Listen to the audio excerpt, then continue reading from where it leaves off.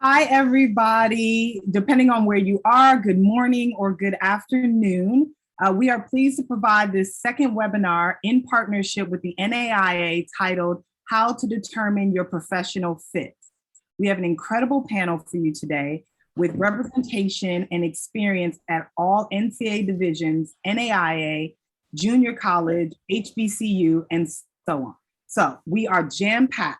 My name's Angel Mason, and I have the honor to serve as the moderator for this esteemed panel. We're going to jump right in and introduce our panelists. First, we have Danita Drain Rogers. She is a graduate of Northwestern Oklahoma State University, where she has been inducted into the Athletics Hall of Fame as of January 1998. She also served for 4 years as the athletic director for women's sports and was selected as Athletic Director of the Year for Region 4 in 2003. While at Langston, Coach Rogers led the Lady Lions to 6 NAIA Division I national tournament appearances, one of which was a final elite appearance. Rogers is the winningest coach in women's basketball history at Langston University. While at Grambling, Rogers was named the Southwestern Athletic Conference Coach of the Year during the 2010 season and has had a 9th ranked recruiting class amongst Division I mid-major colleges her last season. She finished her coaching career at Shreveport's Booker T. Washington High School and was the first female to coach a varsity boys basketball program. Her team finished 22-9 and ranked number 13 in 3A boys basketball. Rogers serves as the Director of Athletics at Langston University.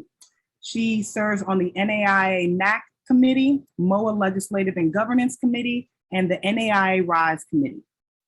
Please welcome our first panelist. Secondly, we have Amanda Knight. She's the Associate AD in SWA for Barry University. Knight is a sport administrator for women's basketball, rowing, women's soccer, softball, and volleyball. While a focus on engaging, educating, encouraging, and empowering student athletes, coaches, and staff, Knight has created programming that provides a supportive and transformative experience within the department. In 2019, in collaboration with the university's Counseling Center and Sports Psychology Department, Knight developed the ARMS, Athletic Resources for Mental Health Support Program. She earned her bachelor's degree in sports management from Georgia Southern University and a master's of science in intercollegiate athletics administration from Cal PA. She's beginning her doctoral degree in education leadership at Barry University. Everyone, please help me in welcoming our second panelist. Our next panelist is Kevin White. Kevin is the Deputy Director of Athletics and Chief Operating Officer for Northwestern University, where he oversees all financial operations, business operations, personnel, and business contracts, along with assisting with the day-to-day operations of the athletic department. White also serves as sport administrator for football and men's basketball while working closely with each head coach and all supporting staff. On a national level, White serves as Big Ten Men's and Women's Basketball Working Group, is the co-chair on a subcommittee supporting the Big Ten Equality Coalition, and served on the Lead One Diversity, Equity, and Inclusion Working Group. White earned his undergraduate degree from the University of North Carolina in 2001, where he was a member of the junior varsity basketball team. He was a graduate assistant at Georgia State for the men's basketball team while completing his Master's of Science in Sport Administration, and he earned his MBA from Kennesaw State in 2012. Please help me in welcoming our third panelist. And our final panelist, Peyton Williams, was selected as the athletic director for Riverside City College Athletics in January of 2021. Prior to RCC, Williams served as Director of Compliance and Academic Support at Azusa Pacific University for 4 years as an assistant director of academics and membership affairs. At the NCAA, Peyton conducted extensive work with two-year college transfer student athletes and HBCU institutions. He also was an advocate for student athlete experiences as a primary liaison for the Division II SAC, cultivating approval of $1 million in grants for 4 national student athlete conventions, and implemented the Division II Dr. Dave Parrish's Faculty Mentor of the Year Award to honor the relationship between faculty and student athletes. Peyton became the first academic All-American football player at Fresno State University in 2000.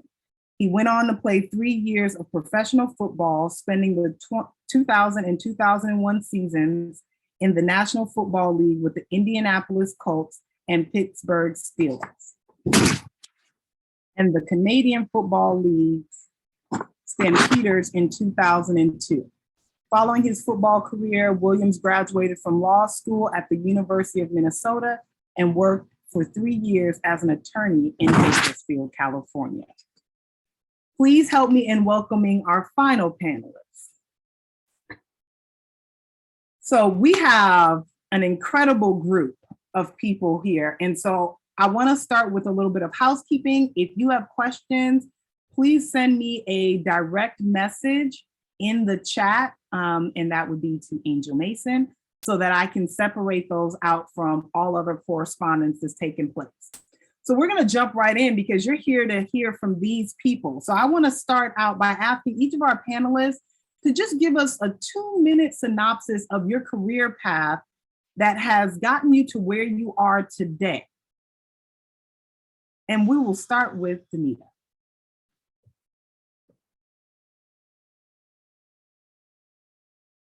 Danita, you're on mute. Well, it's good morning, everyone. You would think after COVID and everything, I would remember how to unmute. Forgive me for that. So let me just kind of share with you my career path. After graduating from college, started out coaching and teaching at the high school level in Greenville, Texas.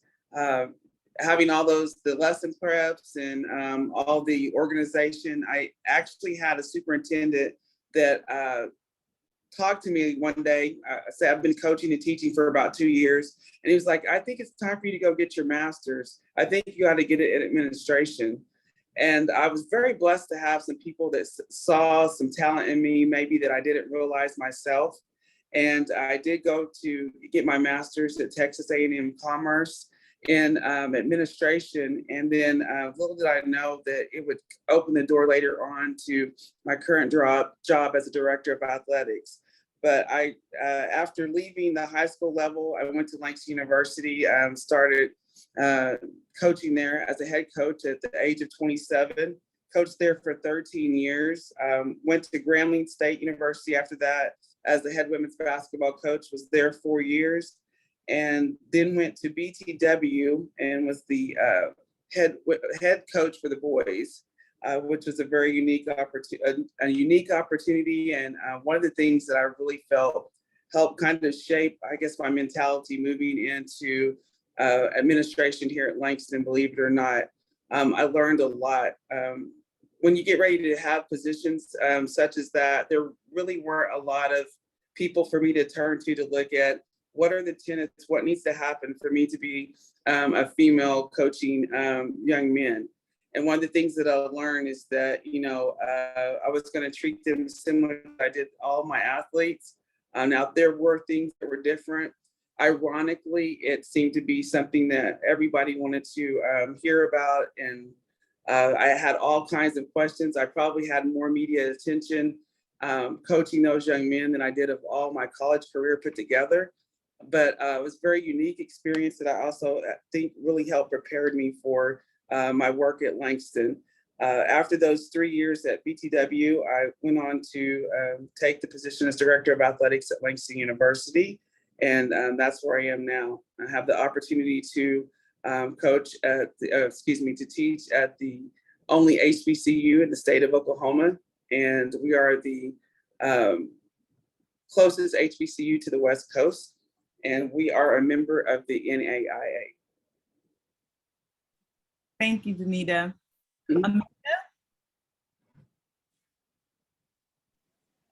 So before I get started, I just want to say Danita Graham fam. I started my college career at Grambling State University, and no disrespect to Kevin or my alma mater, GSU, Grambling State, the real GSU. I graduated college from Georgia Southern, and I needed an internship, and I started at Grambling State University, and it was my first time working at an HBCU, and to this day, it was one of the best experiences of my life.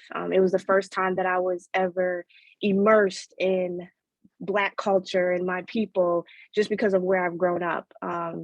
And as moving on into my career, I've worked at Division I. I was at Campbell University for a while, and still following the path of Danita, I worked at Texas A&M Kingsville, Lone Star Conference with Commerce for several years. And I really started to love Division II while working there. And I realized the level of impact that I could have on student athletes. After my time there, I landed at Barry University in Miami, Florida. I started my career as a compliance administrator. And about 4 years ago, I was promoted to the Associate AD and SWA here. And, you know, it's really all about what we're talking about, fit, and what institution allows you to be authentically you and aligns with your values and what your why is. And I truly appreciate the time that I've had in Division II and all the opportunities that I've had here at Barry University. But yeah, that's the brief synopsis of where I've been. And so tied to all the compliance administrators that are now, you know, a little bit higher up in their department. Thank you, Amanda. Kevin. Hey, good morning, everyone. I'll try to keep this to 2 minutes, but I just really want to give you a little bit a snapshot into my journey. So I actually graduated from college at University of North Carolina, and I was in corporate America for about 7 or 8 years, and I didn't love it. To be honest with you, I was still able to have some success in corporate America, but I didn't see myself doing it for 40 years, and so for me. At that time, I decided to go back to grad school, go to Georgia State. I won't debate with Amanda who the real GSU is. I thought you were going to say Grambling State University, actually, but you said Georgia Southern. So Georgia Southern is third, and then, you know, we'll debate. Exactly. It is. Grambling is one. Grambling. Yeah, there you go. All right. So, so I had a full-time job, and I was going back to grad school part-time, and I got laid off. I got laid off from my job in 2008.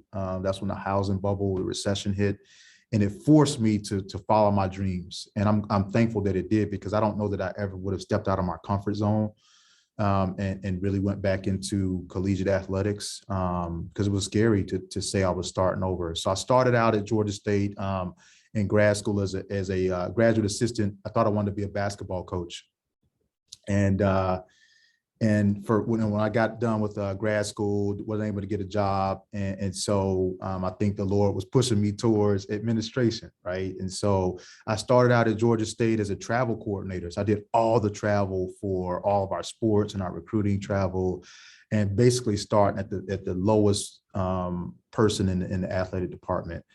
And after about a year and a half, I worked actually probably about 70 or 80 feet from our athletic director at the time. And she didn't even know who I was. She didn't know my name. She knew that I did travel, but she didn't know who I was. And so somebody came to me and said, hey, we're starting a football program in 2010. We need you to be the handler for her. She needs somebody to help her on game days, get from place to place, help her interact with donors. And I said, okay, I'll do it. You know, and they're like, well, if you fail at this job, you're going to get fired. I was like, okay, well, that's fine. He's like, no, you're going to get fired from your full-time job as travel coordinator and the game day operations, helping her handle it piece. And so I took a chance on myself. I bet on myself. And fast forward a year after that, we developed a great relationship. She's still one of my closest colleagues and mentors. Cheryl Levitt gave me an opportunity. She promoted me eventually to CFO at Georgia State. And then I met a guy that I networked, and maybe we'll get into this later. I networked with a guy out of Oklahoma, and he took the job as a deputy athletic director at SMU. He went to University of North Carolina. I went to University of North Carolina, so we had that connection. And then the athletic director at SMU at the time was a University of North Carolina guy, so we had that connection.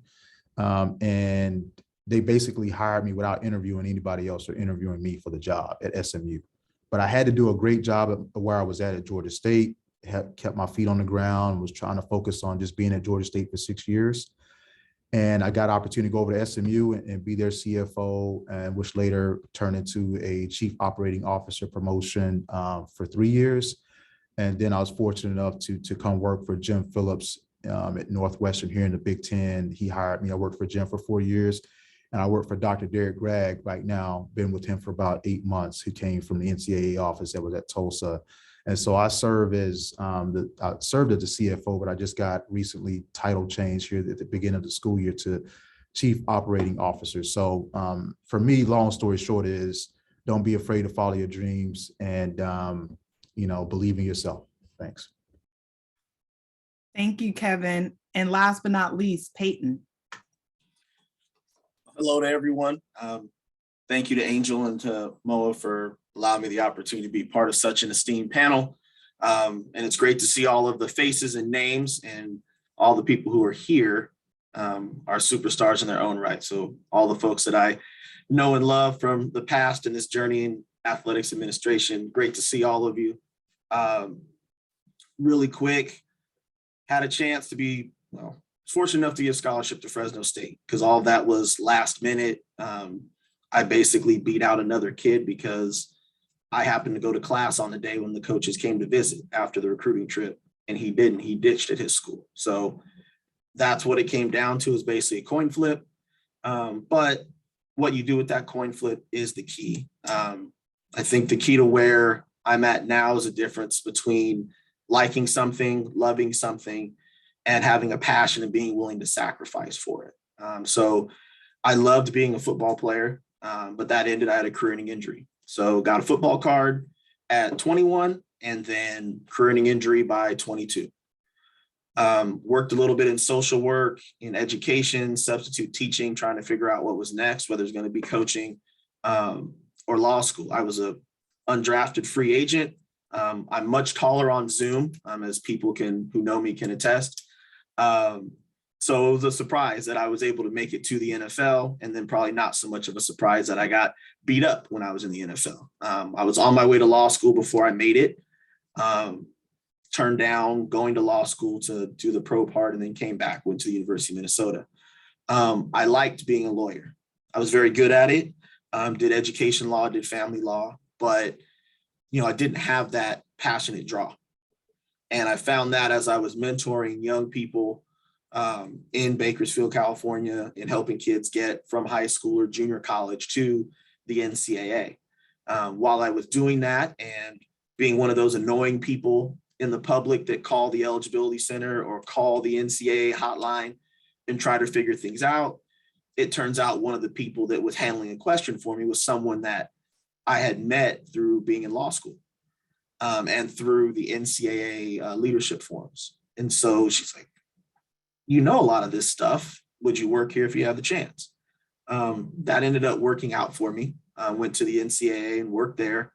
Had talked to a whole bunch of people, different places. I was up for a job at USC, but with my connections in football, I had too many connections to be able to work compliance at USC when I knew football coaches, because they wanted someone more impartial at the time. So you never know when connections will help you or may hinder you. But through that interview process, it gave the NCAA enough adjustment that not just my friend at the NCAA vouched for me, but the people who went through the interview process with me at USC did as well. In athletics administration, I was able to really get into my passion. I did it with mentoring kids, and it's finding those individuals that were like me, 14, 15, 16. No men in my family went to college. People didn't talk about college around me. And the way that I got there to have a chance to make a multi-generational change in my life was through a college scholarship. And so that's what I get to do now as an athletic director at a community college here in Riverside. It's my hometown. So it's my whole group of 500 students are in a position like me. They wanted to get that college scholarship to a 4-year school. For whatever reason, they're in our place. And I always say, our place isn't where you want to be. You don't grow up as a little kid and say, I want to go to junior college. You grow up and say, I want to be a college athlete and do all this fun stuff on TV. But we're where you need to be. We put services in place to ensure that we're moving students on so they do have a chance at that multi-generational change. I don't take care of my family now, my mom, my grandparents, my wife, my kids. I don't take care of all of them because I had this lavish professional career. I take care of all of them because of the education I earned as a student athlete. And so it's what I try to impart and what I do every day and what drives me with what I do. Thank you, Peyton. So we're going to do some rapid fire here. We've got a couple of questions to get us going, and I want to remind everybody, if you have a question, you can drop it in the chat as a direct message to me. So first thing up, this panel today is about determining your professional fit. So what questions have you guys asked yourself when considering opportunities for the fit?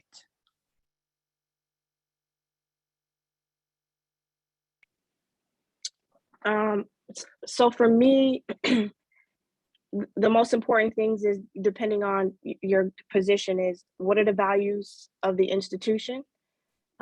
What are the values of the athletic director, or whoever you're going to be directly reporting to, and the type of impact I'm going to be able to make with the position that I'm assigned.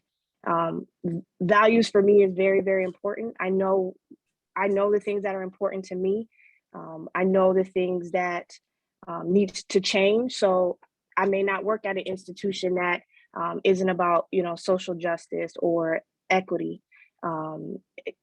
There's times where I feel that as far as like the supervisor, what do they feel is important? Are the decisions that they make, are they decisions that are, for a specific team, or is it for the overall betterment of the department?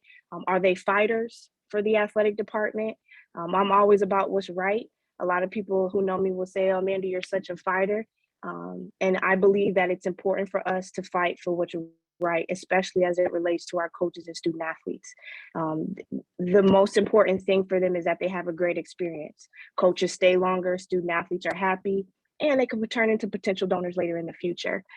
So like I said, for me, it's, the values of that institution, the values of that athletic director, or whoever my direct supervisor is going to be, and the impact that I'm able to make in the position that I'm assigned with.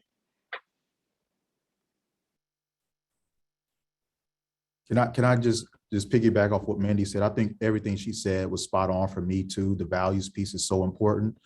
Also for me, I have not had a bad boss in athletic administration. And I think part of the reason why is that I've been very intentional in terms of trying to do some fact finding about them. And I don't want to work for people that's not going to be invested in my growth. And I'm not talking about being there 3 months, 6 months and expecting a promotion, right? You have to be realistic. But if that supervisor, boss, athletic director is not going to pour into you, then that's not a place that I want to work. So I want to work for good people first and foremost. The values piece is important. But the thing that I would also say is, don't assume that people know what you want to do, right? People can't help you if you don't let them know what you want to do. So when I started at Georgia State, I told my boss, who was a CFO at the time, named Marvin Lewis, who was at Georgia Tech for a long time and now is a deputy AD at Brown University. I said, I want to learn how to do your job.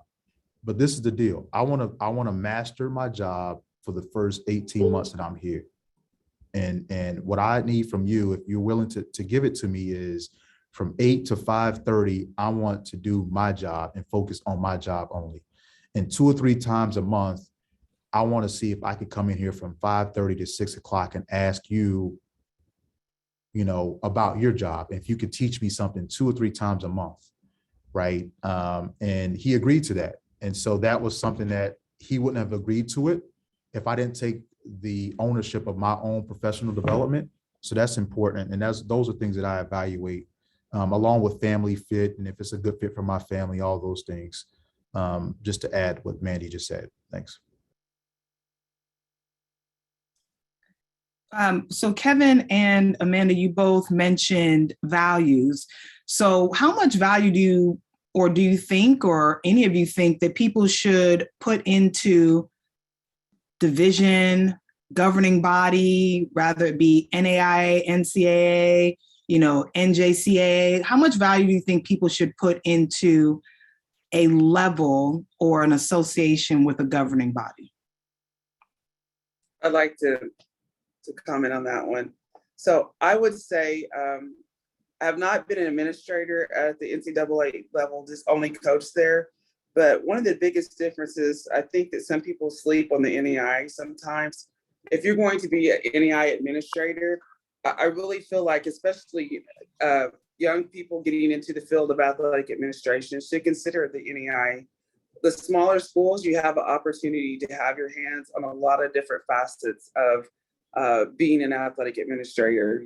You're over the budget. You have to help oversee some of the marketing, event management, and you can really kind of find out what your best skills are, where you need improvement. Also, the NEI is very, very focused on character-based initiatives, character coaching, and also students what their 5 core values like respect, servant leadership, responsibility, all of those types of things. I feel like there's more emphasis on those items or those areas in the NEI. And I feel like it's one of those things that you really need to research and see. Sometimes you only go to a certain division because you're comfortable with that. Maybe if you were an NCAA student athlete, that's all you've ever known. But if you really want to hone your craft as an athletic administrator, you should really research what it's like at the NEI level. I think that's extremely important. Also, even the national level, I could say our NEI, the people that work at the national office, I have the CEO of our organizations. I have his cell number. It is like an extended family. And I've never seen anything like that on that large a scale that I have access to ask him a question if needed. And so I feel like you should really research those areas and see if you really want to experience everything as an administrator, I think you should give the NEI a shot.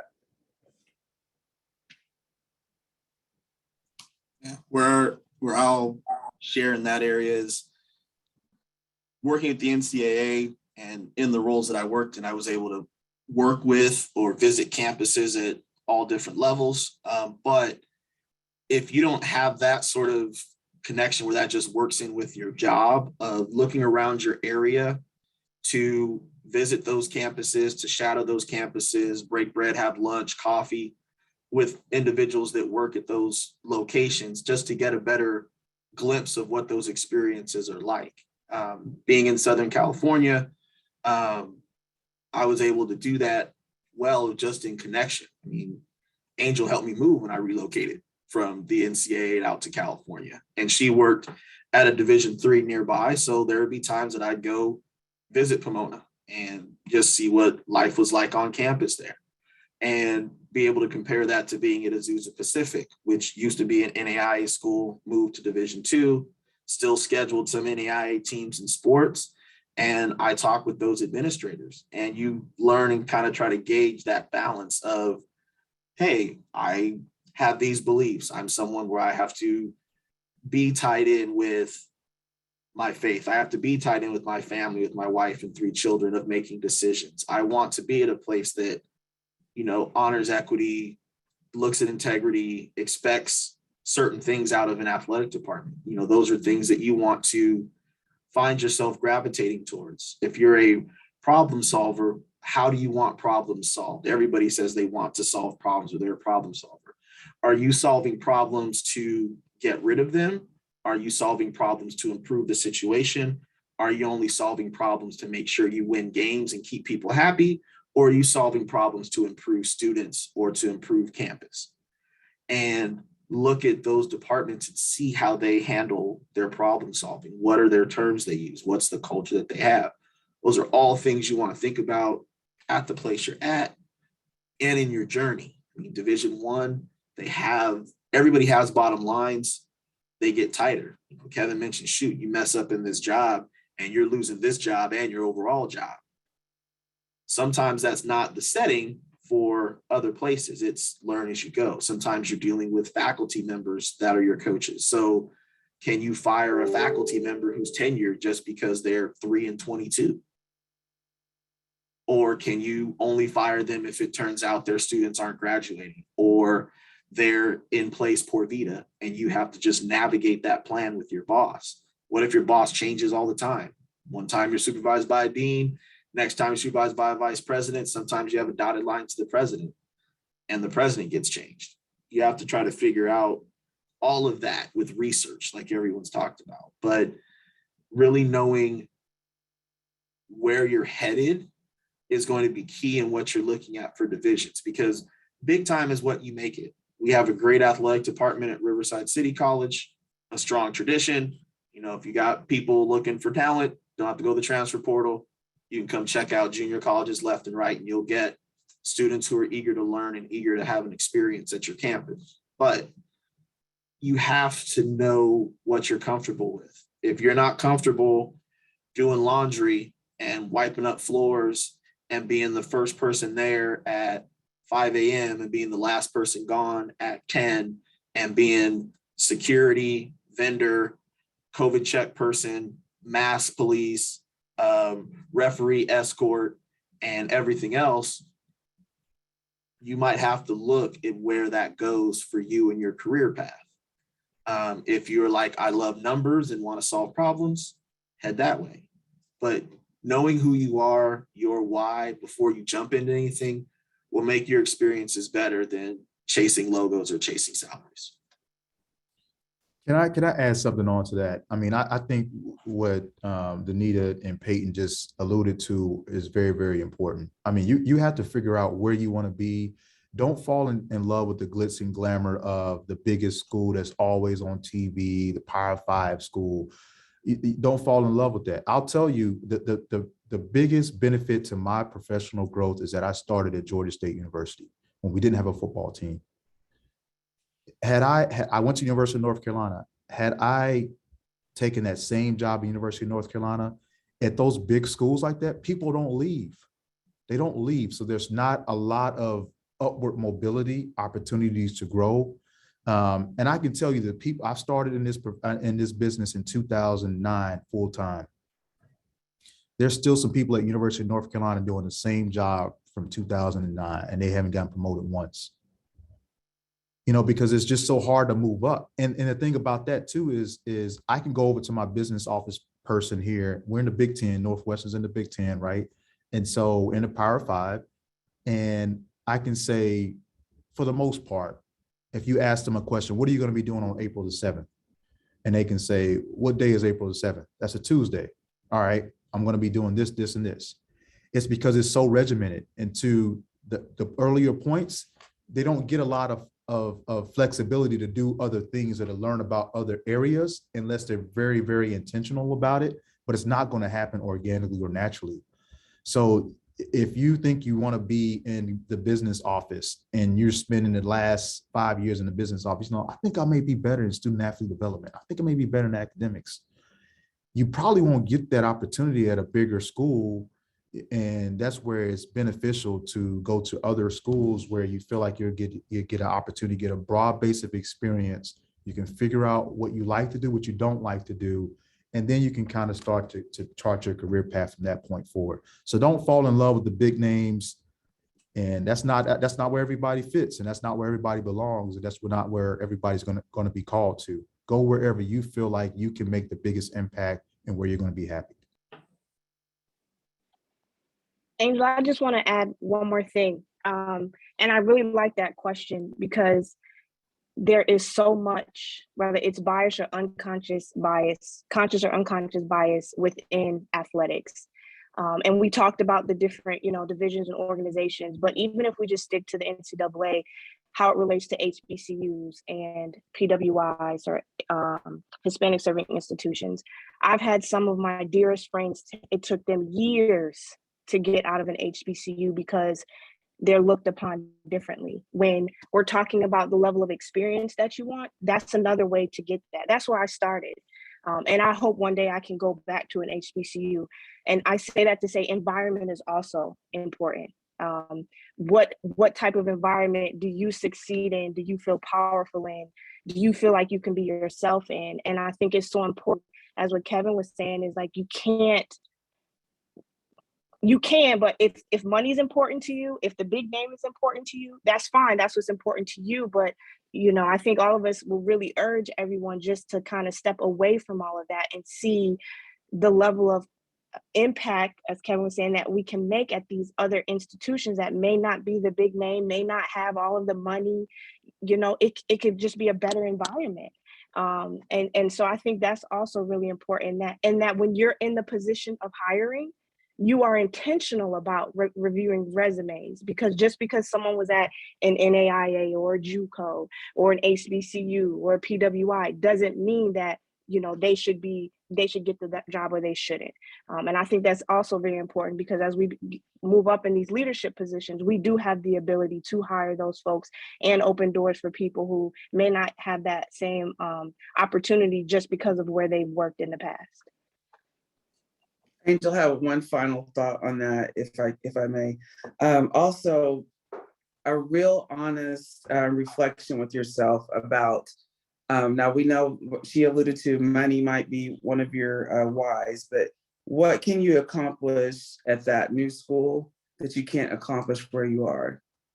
All right, it might be a little bit more difficult where you are, but that's kind of where I guess the adrenaline part comes in, and the planning piece and the focus. But really, whatever you want from that other place that you're looking at, is it possible to do it where you are, and what that piece is? I think an honest reflection on that is really important as well.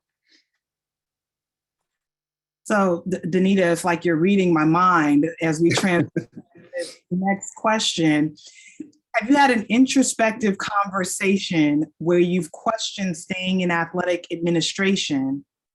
Or what are the things that make you question if it's time to make a move? Well, I feel like one of the things that has been for difficult, I think from the outside world looking in, it's kind of like when people are armchair coaches. You feel like, well, you should have ran this play, you should have done this at the end.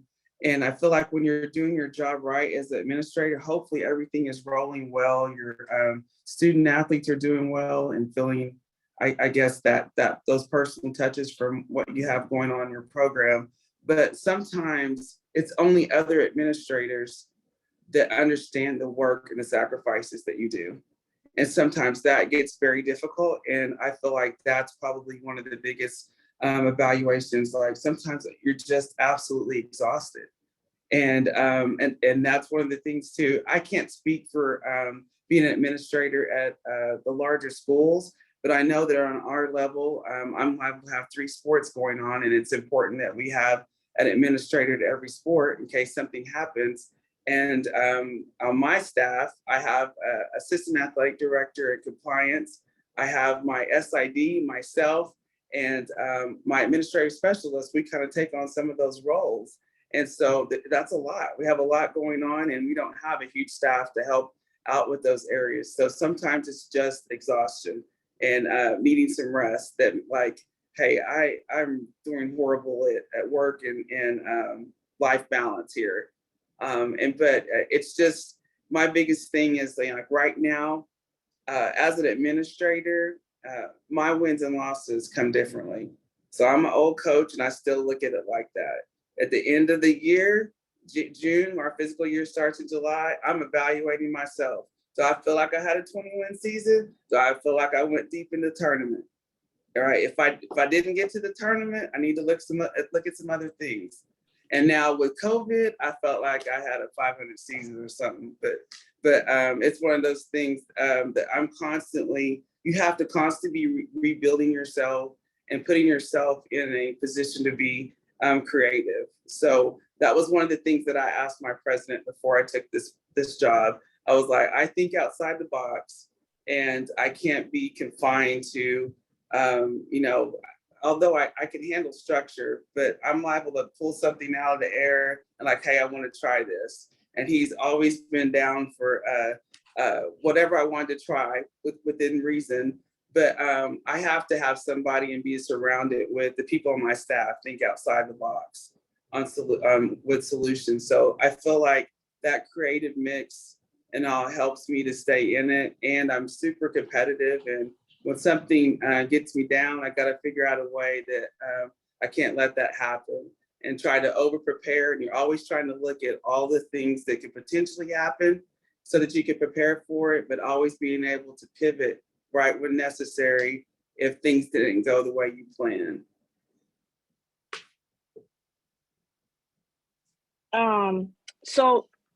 So I've been in athletics for 15 years now, and it wasn't until the COVID that I started to seriously think that I need to look into another career.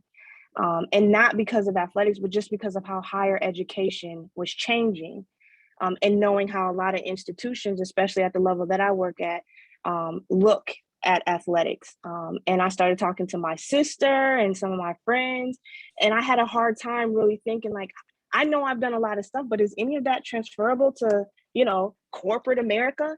And then I thought I would be miserable.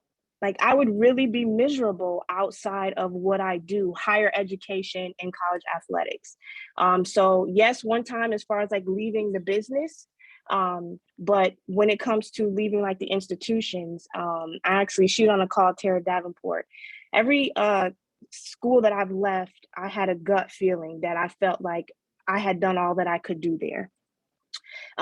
However, sometimes when I had that feeling, God was telling me, no, you need to stay your butt right here and deal with whatever drama or be upset and be frustrated, and deal with it. And so that's when I know it's time to go.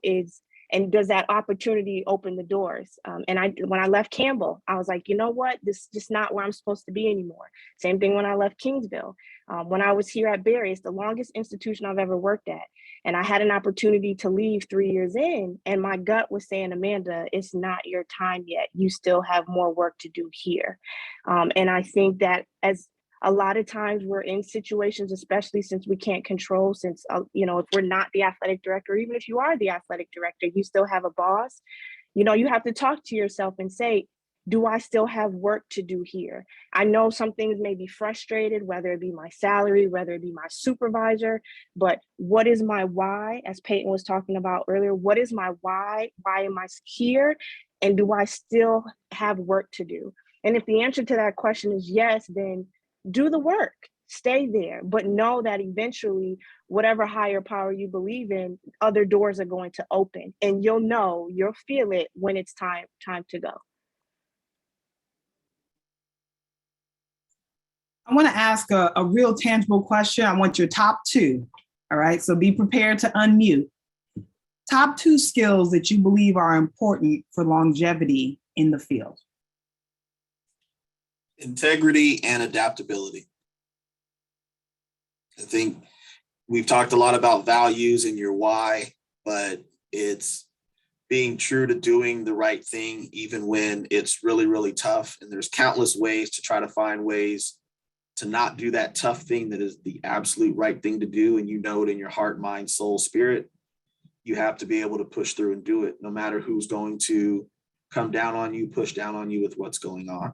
And then adaptability. To the points that have been made here, things change all the time. You don't get that set schedule typically in what you do in athletics.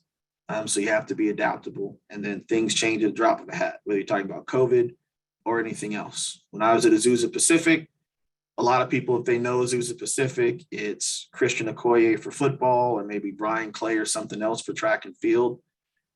When I was at Azusa Pacific, during the pandemic, they cut their football program. Just, hey, this is going to happen over the weekend. We'll tell everybody on Monday. And it was gone after like 56 years of having the program. And so how do you adapt, adjust, work through that? How do you help 95 students find a new place? How do you help coaches find new jobs and move their families? And what they're trying to look at is that challenge them to their core. And you have to be there as an administrator to support them. But you'll run into that in other places as well. But those are my two, of just saying integrity, staying true to yourself, true to your goals, doing the right thing, and adaptability, knowing that things can change at the drop of a hat and you as an administrator have to lead the way, whether it turned right or left. Peyton, those were awesome. I would also add to that, learning not to take criticism personally. And I think that's a huge one. You know how much work you put into an event or an alumni engagement, and it's still always something. And you've got to learn to pat your own self on the back and again, do some self-evaluation and get better, but you're not going to make everybody happy. And that's one of the hardest things because I feel like we're often the glue in our department trying to keep things together. And it's hard when you feel like you killed an event or you killed a certain programming and it's met with criticism. And those things can be tough, but you got to really learn how to dig deep and do self-evaluation and move on. So I think that's an important one. And when he said adaptability, man, that was definitely high on my list as well. Got to be able to roll with the punches, so to speak. And as we were looking at when COVID happened, our president made the decision that we weren't going to compete in that fall of 20 at all. We were one of the first ones in our conference to do it. And so now what does that look like? How do you keep student athletes engaged when they have, at that point, we couldn't even do weight room, anything. So they're here, they came there for a specific purpose. Now, how do we keep them engaged? So that adaptability, that's huge. That's probably number one on my list as well. Great question. So I had two, but they fall under one umbrella, and I'm going to say emotional intelligence. We talk about different titles and things, but a title doesn't make you a leader. And as Peyton talked about integrity and Danita talked about essentially self-awareness, all of, in my opinion, fall under emotional intelligence. You have to be able to be self-aware. You have to be. You have to not take things personal. You have to be able to look in the mirror and say, you know what, I need to be better today. I didn't handle that the right way. You need to be able to manage yourself in situations that might frustrate you, but again, we don't have that control. And through that, it's all about the relationship management. So whether it's active listening, whether it's, like I said, self-awareness, I think for longevity in this atmosphere and honestly in life, you have to be emotional intelligent. And that takes practice.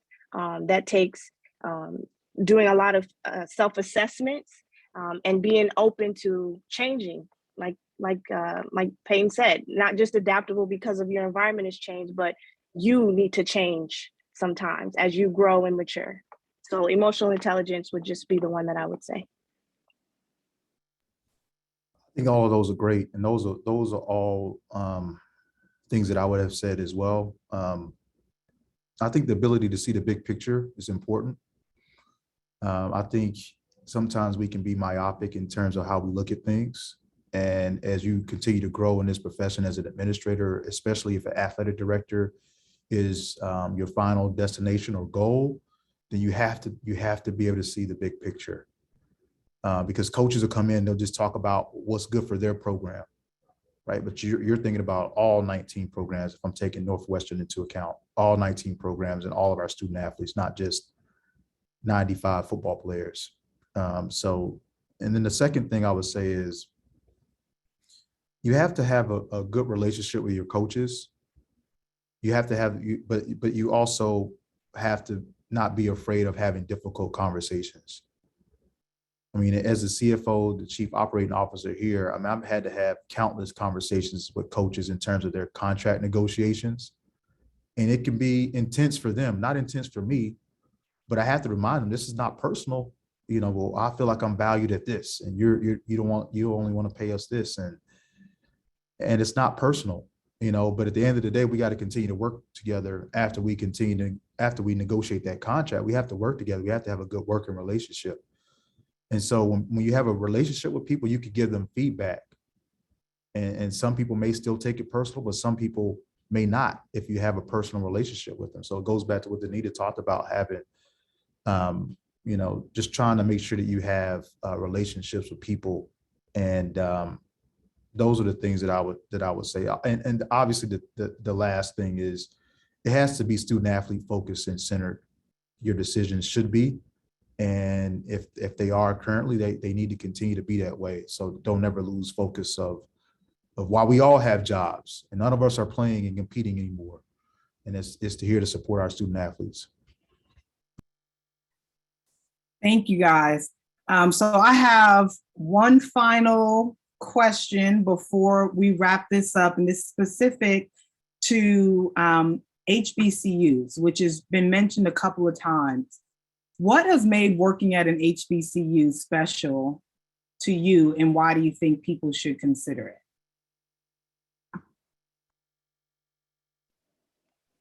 I didn't have that long, so I'll go first since I wasn't there that long.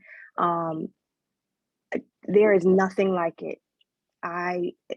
It brings me chills just thinking about it. I remember the first time I went to the Grambling State football game, and everybody was trying to explain to me, what was going on. And when I heard those instruments and those tubas and then that drum line, I fell in love. I think that for some people, it can feel like home. I think that's a place to grow personally, to grow professionally. There are going to be people that you meet there that will feel like family. And it's just, I honestly have no words for the 1 year I spent at Grambling State and how amazing it was. I'm sorry, it's just, people don't appreciate HBCUs like they should. And so if you have the opportunity to work there, I highly, highly recommend it. There's as many PWIs as I've worked at. If I could go tomorrow and it'd be a good fit, I absolutely would. Absolutely would. Because I know the things that our student athletes who look like me deal with, and that type of environment is just the impact that you can make can be lifelong. So I'm sorry, but yeah. No apologies, Amanda. Thank you for being so transparent with us. We love it. So Amanda, appreciate your energy and emotion on that answer. Having coached and now serving as an administrator at a HBCU, there is something that's like no other experience. The only thing I have to compare it to, I played basketball at a PWI. So I can the energy and the tempo when you go to a game or you go into a gym is like nothing anyone has ever experienced. And I can't even explain it. Sometimes I talk about it. It feels like our students and our fans have just eaten a box of pixie stick stuff, straight sugar or something. Like it's from the moment you get there to the end. And I really feel like all of our events are an experience, a game day experience, and it's definitely more than just the teams on the floor, although that's a huge part of it. But there's a pride that goes with it. And I know with a lot of things that have helped, and as we've become even more culturally aware of what's going on, I think that we have even a bigger picture to try to get forth to everyone about why HBCUs are needed. So some people will argue that, if we're trying to work on inclusion and all those others, why is that title still needed?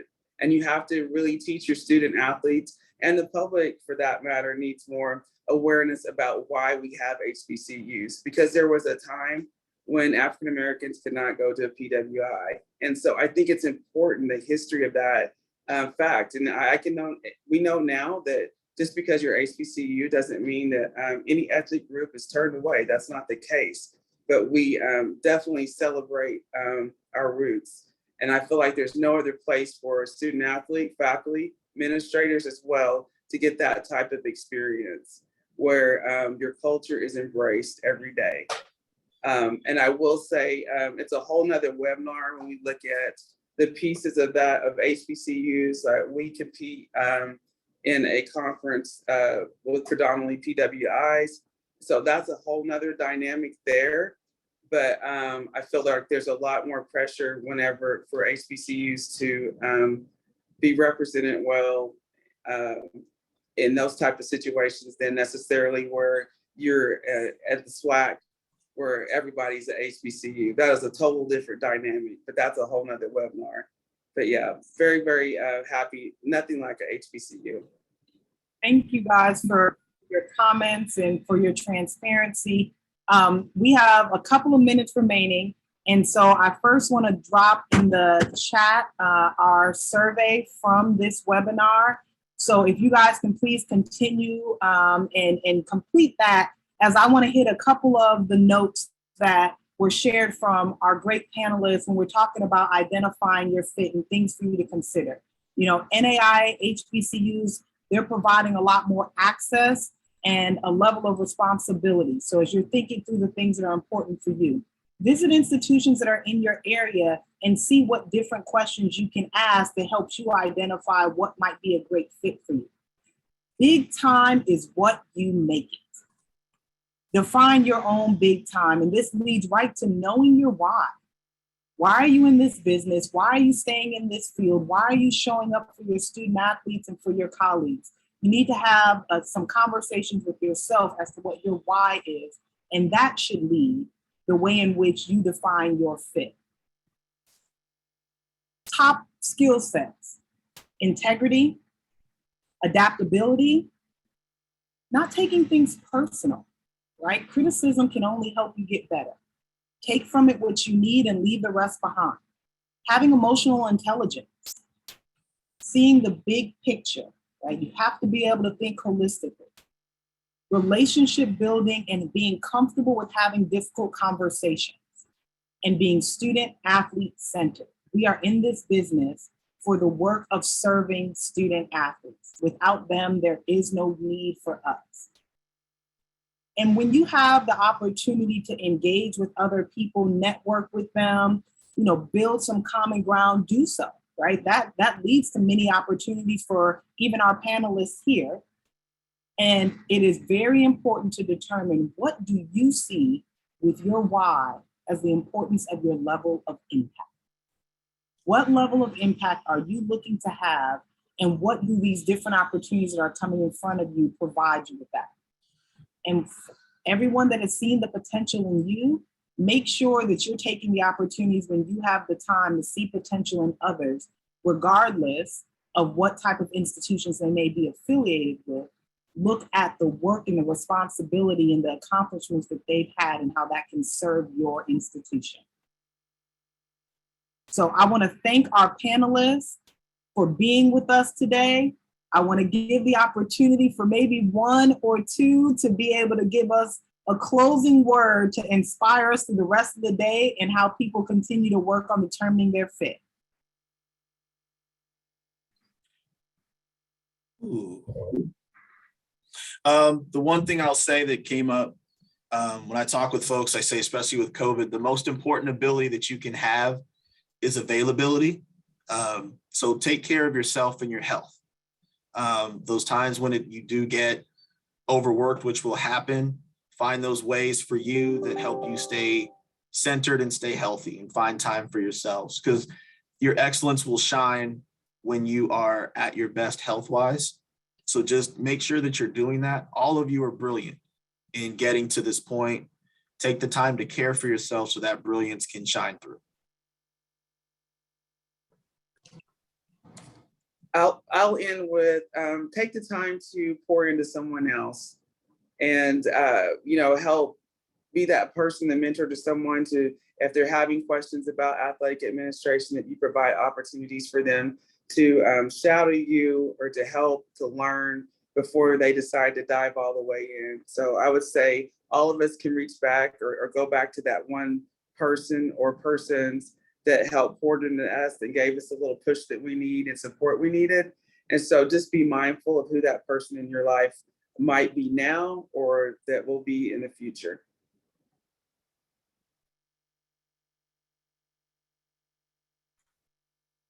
Well, thank you all for joining us. I want to thank our panelists again.